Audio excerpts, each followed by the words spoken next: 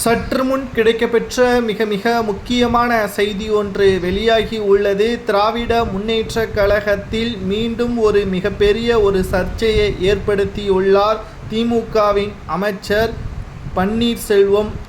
பன்னீர்செல்வம் அவர்கள் நேற்று நடைபெற்ற திமுகவின் நிகழ்ச்சியில் தமிழக வெற்றி கழகத்தை பற்றியும் நடிகைகளை பற்றியும் அவதூறாக பேசியதில் தற்பொழுது உடனடியாக திமுகவின் அமைச்சர் பன்னீர்செல்வத்தின் பதவியை பறிக்க வேண்டும் என்று பாஜகவின் துணைத் தலைவர் திருப்பதி நாராயணசாமி அவர்கள் தெரிவித்திருக்கிறார். அதாவது திராவிட முன்னேற்றக் கழகத்தின் அமைச்சர்களது செயல்பாடுகள் தொடர்ச்சியாக திமுகவிற்கு மிகப்பெரிய தலைவலியையும் மக்களுக்கு பேரதிர்ச்சியையும் ஏற்படுத்தியுள்ளது.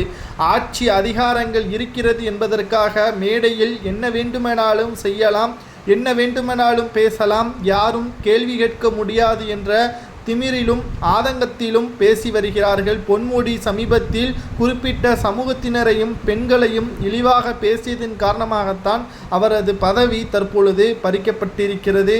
அடுத்ததாக பன்னீர்செல்வம் அவர்களும் டிவிகே திரிஷா, கேனா, கிருத்தி சுரேஷ் மற்றும் வீணா விஜய் என்றும் நடிகைகளுக்காக விஜய் கட்சியை தொடங்கியுள்ளார் என்றும் அவதூறாக பேசியுள்ளார்.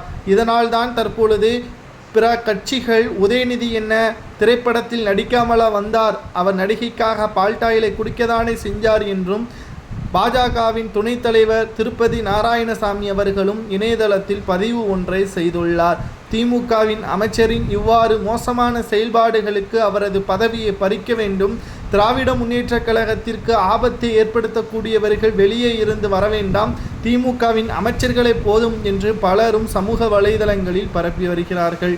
2026 சட்டமன்ற தேர்தலில் நிச்சயம் திமுகவிற்கு மிகப்பெரிய ஒரு பாதிப்பு இருக்கிறது என்பது இதன் மூலமாகவே தெரிய வருகிறது. ஏனென்றால் 2026 சட்டமன்ற தேர்தல் என்பது மும்முனை போட்டியாகவே நிகழ்கிறது. அதிகபட்சமாக அதிமுக கூட்டணி, திமுக கூட்டணி, அடுத்ததாக தமிழக வெற்றி கழகம். நாம் தமிழர்கள் கூட அந்த அளவிற்கு வாய்ப்புகள் இல்லாமல் இருந்தாலும் விஜய் அவர்கள் மீது அதிக அளவு எதிர்பார்ப்புகள் இருப்பதால் நிச்சயம் திமுகவின் ஓட்டுக்கள் முற்றிலுமாக சிதறும். மேலும் திமுகவின் அமைச்சர்களது இவ்வாறான செயல்பாடுகளும் அவர்களது வார்த்தைகளும் அவதூறுகளும் மற்ற கட்சிகளுக்கு வெற்றி வாய்ப்பை உறுதிப்படுத்தியுள்ளது. இதனால் திமுகவின் தலைவரும் தமிழக முதல்வருமான ஸ்டாலின் அவர்களது தூக்கம் போச்சு என்றும் கூறப்படுகிறது.